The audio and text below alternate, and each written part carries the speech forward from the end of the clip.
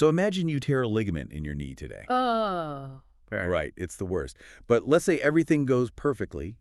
The surgery's flawless. The rehab is totally on point. Best case scenario. Exactly. But here is the wild part. The actual cellular architecture. The tissue that is physically repairing that wound inside your body.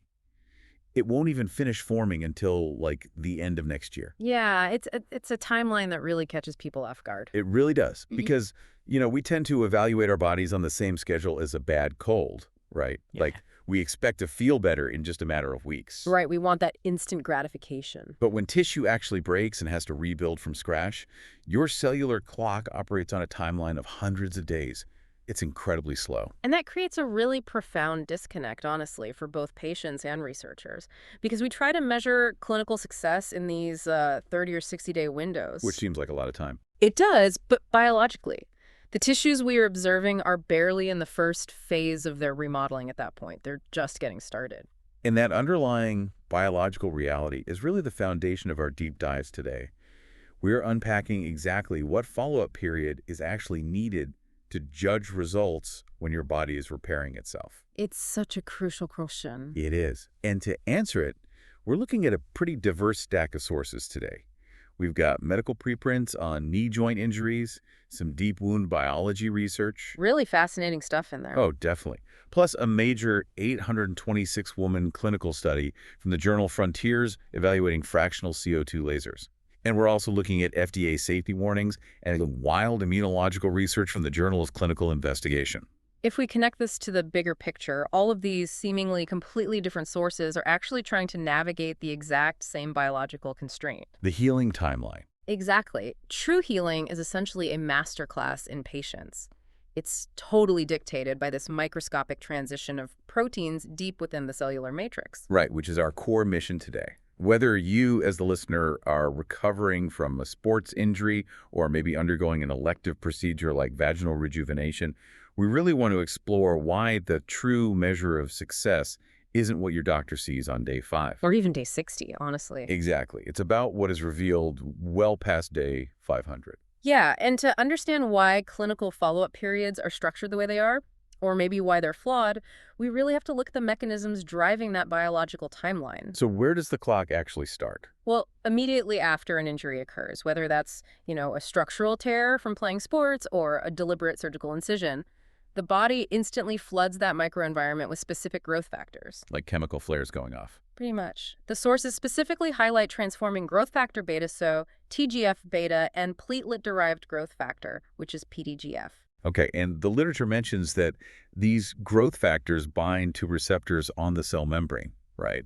And that triggers these intracellular cascades with very long names like the MAPK and PI3K/ACT pathways. Yeah, researchers love their acronyms. They really do.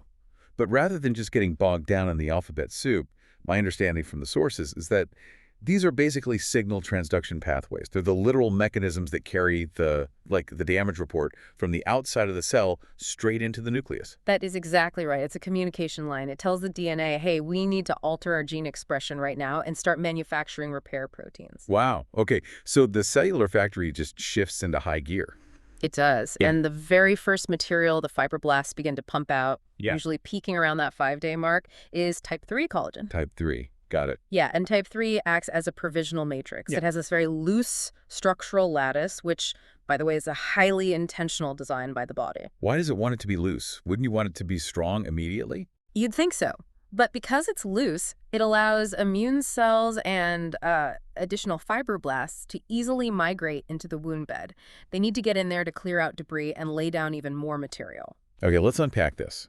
It sounds like type 3 collagen is essentially the biological equivalent of like scaffolding at a construction site. Oh, that's a perfect way to look at it. Right. Like it's relatively cheap to produce metabolically. You can just throw it up quickly to stabilize the area, and the workers, the cells can easily climb through it. Exactly.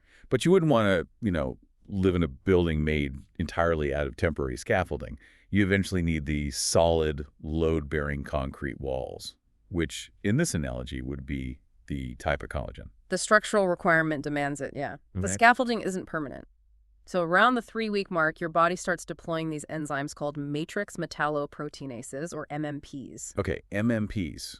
And what is their job? Their whole function is to systematically tear down and degrade that loose type 3 scaffolding. And as they clear it out of the way, the fibroblasts replace it with type I collagen. And type I is the concrete. Exactly. It's tightly bundled into these very thick fibrils. It severely restricts how much cells can move through the tissue, but it provides just immense tensile strength. And according to the wound biology preprints we have here, that transition from the cheap type 3 scaffolding to the dense type I fibrils, it takes an incredibly long time. Oh, massive amount of time. Right. So a patient might go in for, say, a 3-week follow-up with their surgeon. They feel significantly less pain, they can visually see the swelling has gone down, and they naturally assume, oh, great, my tissue is completely healed. When structurally, they are really just beginning to pour the concrete. Exactly. The complete remodeling phase to actually reach a mature type I structure takes anywhere from 300 to 500 days. Which fundamentally changes how we really need to view physical therapy or even just routine midpoint medical evaluations. Yeah, because if the final result takes over a year to actually materialize, we really have to ask, what are those 3-week or 3-month follow-ups even accomplishing? Well, they're definitely not measuring the final strength of the tissue, but they are crucial for a different reason. Because the tissue isn't just sitting there passively for 500 days. Right. The sources point out there's a strict mechanical requirement. Yeah, mechanotransduction. When the fibroblasts first lay down those strong type I collagen fibers, they actually do it in a highly disorganized pattern. Oh, so it's not neat and tidy. Not at all. If you look at it under a microscope, it looks like a tangled ball of yarn, just a matrix of threads pointing in every random direction. Okay, so to turn that disorganized mess into functional, load-bearing tissue, the cells need to feel tension.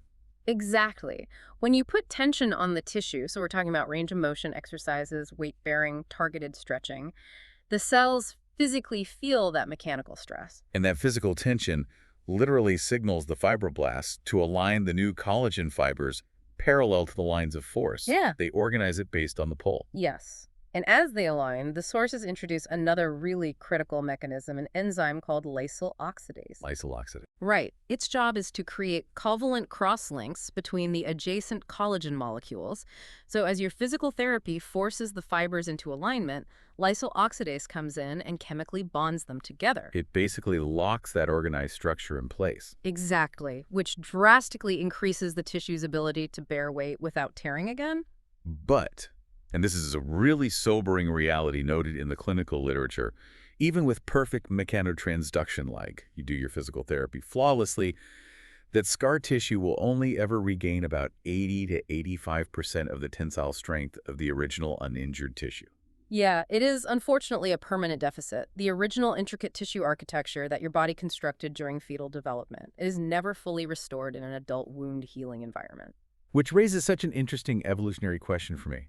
Like, if the body is clearly capable of building tissue to 100% strength in the womb, why does it just settle for an 80% cap after an injury? It seems like a massive biological compromise. It is a compromise, but it's one that prioritizes survival over perfection. How so? Well, in evolutionary terms, a gaping wound is an immediate lethal threat, right?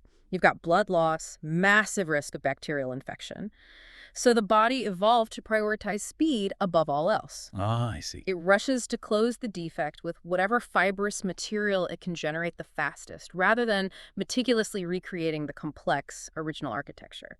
You survive the predator attack, but you walk away with a patch job that just biologically caps at 85% capacity. Wow. So if the tissue is biologically capped anyway, and you're never getting back to 100%, then that active midpoint follow-up at month 3 or month 6, it really isn't about checking the final strength at all. No, not at all. It's about dictating the direction of the remodeling. Because without early mechanical loading, that tangled matrix of collagen just gets permanently cross-linked by the lysyl oxidase in a random disorganized pattern. And that's exactly how you end up with incredibly stiff, restrictive, non-functional scar tissue. Right, so the clinical window to physically guide that tissue is actually remarkably narrow before those covalent bonds lock the fibers into a permanent state. Very narrow, which makes the timing of interventions super critical. Okay, so let's take this strict biological timeline, right? 5 days with a provisional type 3 scaffolding, weeks of mechanotransduction to align the fibers, and then up to 500 days for the mature, cross-linked type I tissue to fully stabilize. Let's apply that to how modern medicine tries to manipulate these systems today. We're talking about the energy-based vaginal rejuvenation field, right? Yes, the sources heavily feature this rapidly expanding field. Specifically, treatments utilizing radiofrequency or fractional CO2 lasers. And these are primarily aimed at treating what's known as genitourinary syndrome of menopause, or GSM. Right. For the listener, GSM encompasses some really severe debilitating symptoms like vaginal dryness, burning, painful intercourse, which is known clinically as dyspareunia, and urinary leakage. It severely impacts quality of life. Absolutely. And the devices mentioned in the literature, like the Forma-V or the fractional CO2 lasers, they're designed to deliberately inflict controlled thermal microinjuries deep into the vaginal mucosal layers. The mechanism there is essentially artificial biological hacking. Hacking the timeline. Yeah. By ablating these microscopic columns of tissue, the laser causes acute thermal damage, and that intentionally triggers the exact inflammatory cascade we were just talking about. Oh, so it causes the sudden release of TGF-beta and PDGF. Exactly, which initiates the production of that loose type 3 provisional matrix. The whole goal of the laser is to force the aging tissue to undergo a fresh, brand new remodeling cycle. Okay, now, clinics offering these treatments routinely advertise that patients see incredible improvements in just a matter of weeks. Which sounds amazing. It does. And to test that claim, we have this massive real-world study from the journal Frontiers. They evaluated 826 women who underwent CO2 laser therapy. And honestly, the data perfectly illustrates why the length of your follow-up period completely dictates the scientific narrative. Yeah, the researchers brilliantly stratify their observation windows. It gives us this really rare look at the tissue's timeline in action. So in their short-term follow-up window, which they defined as 20 to 59 days after the final laser session, patients reported median improvements across all 6 GSM symptoms. Every single one. Yeah, dryness, itching, looseness, urinary leakage, and dyspareunia. All of them showed significant clinical improvement at day 60. But the narrative shifts entirely when you examine their long-term follow-up, which was conducted 10 to 14 months later. The 500-day window. Exactly. Over that extended period, the researchers observed distinct decay dynamics. Meaning the physiological benefits literally began to fade as the biological clock kept ticking. Yes. Though, to be fair, the decay was very symptom-specific. Oh, really? How so? Well, dyspareunia maintained a highly durable response. They saw an 88% responder rate holding completely steady at the 14-month mark. That's significant. It is. However, the improvements in vaginal dryness and urinary leakage showed a pronounced drop-off. The mucosal lubrication and the structural support for the urethra, they simply did not retain their short-term gains over a year later. Okay, here's where it gets really interesting.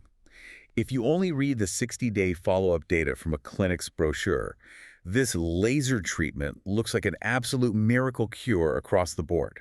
Every single symptom improves. It looks flawless. But it's a trap, right? Because a 60-day follow-up is primarily just measuring the initial inflammatory response. Precisely. The tissue feels tighter and more lubricated at day 60 because it is actively swollen. It's filled with fluid and packed with that highly permeable type 3 provisional matrix. It's an illusion of finality. Such a good way to put it. By the time you reach that 14-month follow-up, the inflammation has fully subsided. The MMPs have cleared out the scaffolding, and you are finally measuring the actual remodeled type I tissue. The 500-day cellular clock has essentially run its course, revealing what the body actually retained versus what was merely just transient swelling. And because true biological remodeling requires hundreds of days to stabilize, relying exclusively on that short-term data isn't just like an academic debate over statistics. Right, has real-world consequences. Massive ones. It's actually triggered significant regulatory intervention. The FDA issued a really stark public safety warning explicitly stating that these energy-based devices, while they're approved for certain surgical tools like excising precancerous cervical tissue, they're strictly not cleared for treating menopause symptoms or sexual dysfunction. And that regulatory stance makes a lot of sense when you look at the clinical consensus statements from major medical societies. Like AGS and NICES. Yeah, the American Urogynecologic Society, NICES over in the UK, and the International Continence Society. When they synthesized the available literature, a glaring gap emerged. We have a wealth of data showing genuine promise up to 1 year, but there is an almost complete absence of robust evidence tracking these patients beyond the 2-year mark. Which is terrifying when you think about the cellular biology we just discussed. Exactly. We just established that the covalent cross-linking of mature collagen takes well over a year to permanently stabilize. So without tracking patients for 2 or 3 years, the medical community has literally no mechanism to evaluate long-term complications. Things like chronic neuropathic pain or delayed tissue contracture from the microburns. Or severe functional scarring. Those issues wouldn't even fully materialize until the biological remodeling phase finally concludes on day 500. Are we basically performing a massive real-time experiment on women by offering these treatments before that clock is run out in trials? What's fascinating here is the deep tension between immediate patient needs and rigorous scientific safety protocols. We have practitioners and patients themselves reporting profound, life-altering relief from debilitating conditions over that first year. Yeah, and you can't discount that. For a patient suffering from severe GSM, 12 months of restored function is incredibly compelling. It absolutely is. Yet, from a purely physiological standpoint, we are intervening with thermal energy before we fully understand the permanent architectural changes left behind when that 500-day clock finally stops. Which honestly brings up a fundamental question underlying all of this clinical intervention. Why do the tissues in menopausal women require this kind of aggressive artificial laser hacking to initiate a remodeling cycle in the first place? That's the core issue, isn't it? The sources point to a deep immunological disruption in the baseline healing process, and it's driven almost entirely by estrogen deficiency. The research from the Journal of Clinical Investigation provides such a fascinating look at this. They found that healing in an estrogen-deficient environment is characterized by an inappropriately excessive inflammatory response. The body basically overreacts to microdamage. Exactly, leading to significantly delayed repair. And the mechanism centers on a specific pro-inflammatory cytokine called macrophage migration inhibitory factor, or MIF. Right, MIF. In a healthy premenopausal system, estrogen functions effectively as a molecular brake pedal for MIF. It constantly downregulates its expression, keeping the inflammatory response perfectly proportional to the injury. So what does this all mean? When menopause occurs and estrogen levels naturally plummet, that molecular brake pedal is completely removed. Without estrogen suppressing it, MIF levels spike completely unchecked. And that initiates a runaway positive feedback loop. It's like a fire alarm that won't turn off. It keeps calling endless fire trucks the inflammatory cells, and they just flood the house with the water, causing more damage. That is exactly what happens. The high levels of MIF trigger a massive recruitment of leukocytes, white blood cells, to the area. In a normal environment, leukocytes come in, clear the debris, and leave. But in an estrogen-deficient environment, They flood the tissue, and they stay active. They start secreting proteases that literally break down the cellular matrix faster than the fibroblasts can lay down new collagen. The immune response pivots from tissue repair to outright tissue destruction. wow. And the follow-up studies in the literature confirm this causality perfectly. When researchers observed patients utilizing systemic hormone replacement therapy, or even just topical estrogen applied directly to the mucosa, they found that replacing the hormone fundamentally reversed the impaired healing. Because reintroducing estrogen pressed the brake pedal on the MIF expression again. Right. It dampened that runaway inflammation and finally allowed the fibroblast to successfully increase matrix deposition. The carpenters could actually get to work because the house wasn't flooded anymore. It perfectly highlights the absolute importance of the biochemical environment. Whether a clinician is utilizing a fractional CO2 laser to force an acute overwhelming inflammatory cascade, or they're prescribing hormone replacement to lower the chronic baseline inflammation, the underlying physiological objective is identical. You have to correct the molecular environment. Yes, so that the 300 to 500-day collagen remodeling timeline can actually proceed normally without being constantly cannibalized by the patient's own immune system. This gives us such an incredibly clear picture of the sheer scale of tissue repair. We started this deep dive by asking what follow-up period is actually needed to judge results. And the biological mechanisms provide a pretty definitive answer. The timeline doesn't lie. No, it doesn't.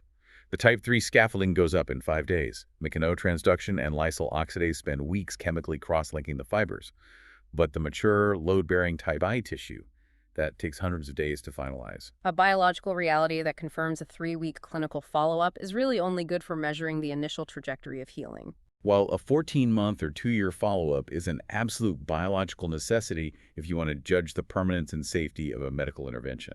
Absolutely. The decay dynamics we observed in the laser therapies perfectly illustrate how short-term data often just captures transient swelling, not structural reality. So knowing that the original tissue caps at an 85% strength deficit, and knowing that evaluating these treatments requires extreme patience, what is a final thought you think the listener can take away to explore on their own? Well, it raises an important question regarding the very definition of healing itself. We noted from the sources that the degradation and synthesis of collagen is a dynamic balance, right? Right. It's continuously managed by those matrix metalloproteinases, the MMPs, and their functional opposites, tissue inhibitors of metalloproteinases, or TIMPs. It's a constant push and pull. Exactly. This push and pull between breaking down old matrix and building new matrix, it continues for years after an injury. So if the tissue is constantly remodeling itself based on the mechanical stress and chemical signals it receives on a daily basis, perhaps the concept of a final follow-up is biologically flawed. Wait, really? Flawed in what way? Well, maybe a wound is never truly finished healing. It is just continually adapting to the functional demands you place on it for the rest of your life. The idea that your cellular architecture is never finalized, but is instead in a state of permanent, lifelong adaptation. That is a brilliant way to look at human physiology. It completely changes how you view recovery. It really does. Thank you for joining us as we navigated the mechanics of the body's internal clock. For you listening, keep examining the science and the timelines behind the studies you read, because the data might look incredibly promising at day 60, but the real story is almost always hiding at day 500.